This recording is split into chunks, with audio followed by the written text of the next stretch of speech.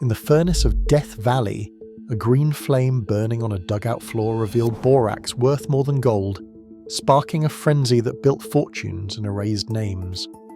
The empire behind the famous 20 mule teams was forged with brutal math, backbreaking labour, and staggering human cost. How did a chemical test turn deserts into money, then sweep away everything it created?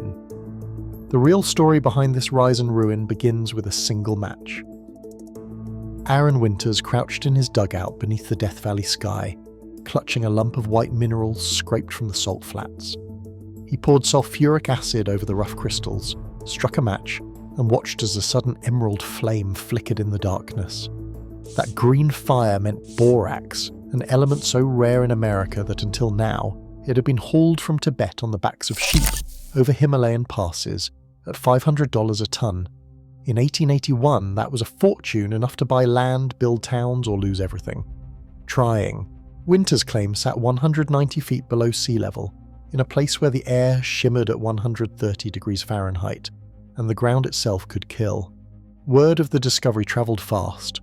William T. Coleman arrived with a check for $20,000. He did not buy just a mineral deposit. He bought a solution to a global hunger: borax for welding, pottery glazes, meat preservation, and the gleaming enamel of Victorian bathtubs. But the white crystals were stranded in a killing landscape, and the real test would be moving them out.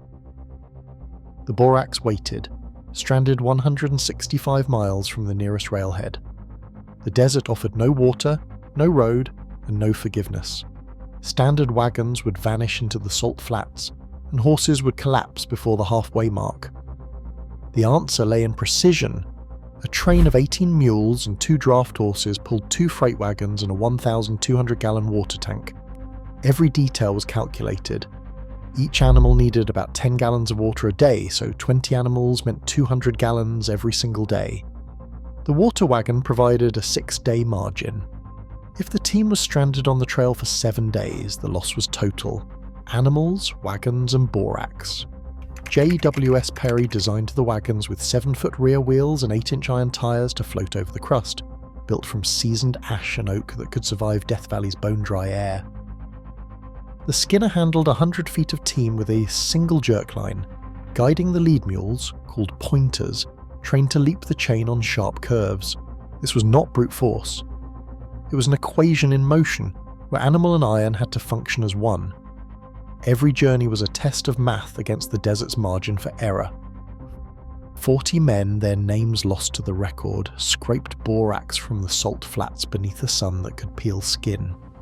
They earned $1.30 a day, less once the company deducted for tents and food from the company store.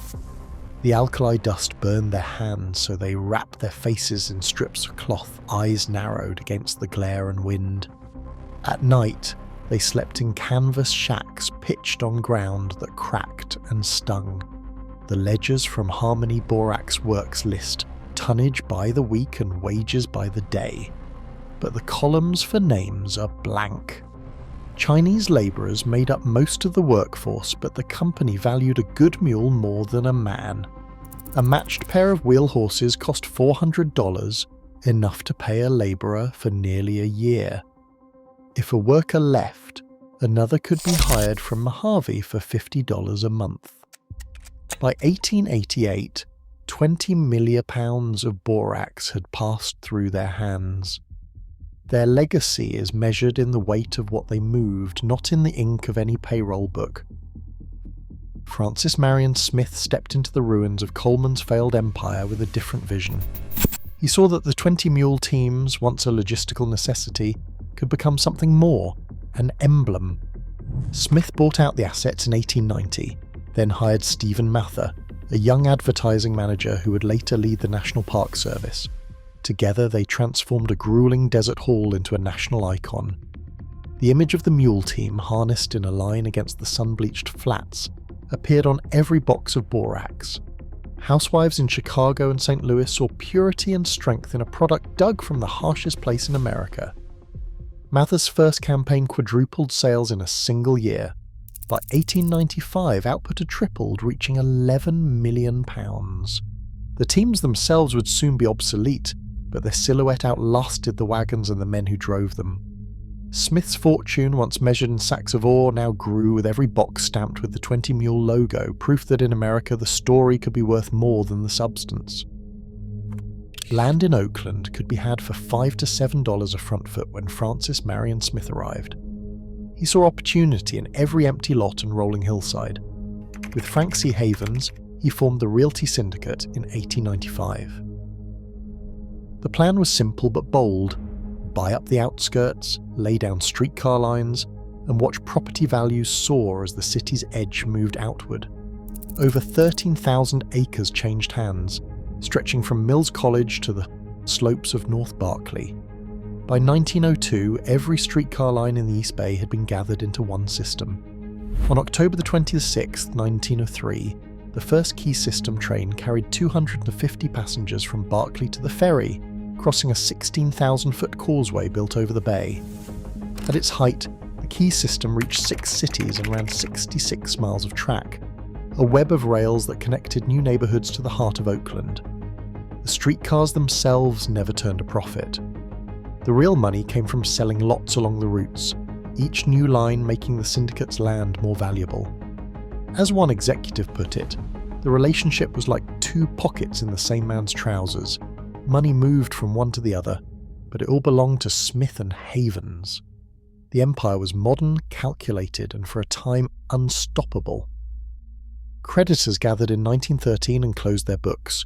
No new loans, no extensions, just final demands. Smith's calculations had always worked in the desert, where every gallon of water and every mile of rail could be measured. But in San Francisco banks, the rules changed. Panic and rumour replaced math. The Pacific Coast Borax Company was sold to British investors on the London Exchange. The Realty Syndicate land, the Key System trains, even the private rail cars and boats were gone. Smith watched the empire he had built acre by acre pass to others. Only the homes survived. He had deeded them quietly to his wife Evelyn before the crash. The irony cut deep. The mines he lost would soon hit a record, shipping 110,000 tons of borax a year during the First World War. The numbers that once meant survival in the desert now measured loss. In the end, the man who could calculate a 7-day margin in Death Valley misjudged the margin for error in a city of speculation. In 1921, Francis Marion Smith returned to the desert with nothing left to prove and everything to regain. He staked claims near St. Thomas, Nevada, uncovering the Anniversary Mine, a deposit of colemanite so rich that early estimates placed its value between $5 million and $15 million. Victory in a hard-fought lawsuit secured his wife's silver shares, giving him the capital to build again. Smith did not just reopen a mine, he laid out a new town, Trona, in the California desert, complete with homes, a school, and a refinery. By 1923, the Trona Railway stretched 28 miles across the salt flats, hauling ore to the Southern Pacific Line. Even as borax prices wobbled and profits thinned, Smith pressed forward, building with the same precision that once mapped water stops across Death Valley. The calculations were different now, but the will was the same. Francis Marion Smith died on August 27, 1931. His grave is set among the monuments of Mountain View Cemetery's Millionaires Row. The world he shaped kept moving.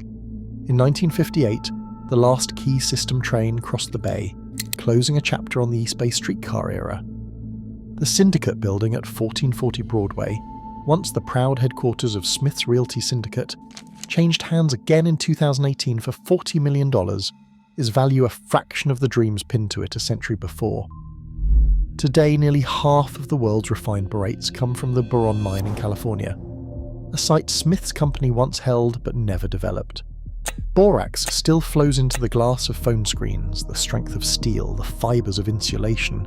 The chemistry endures even as the names of those who dug and built have faded, their labour etched into the materials of the modern world.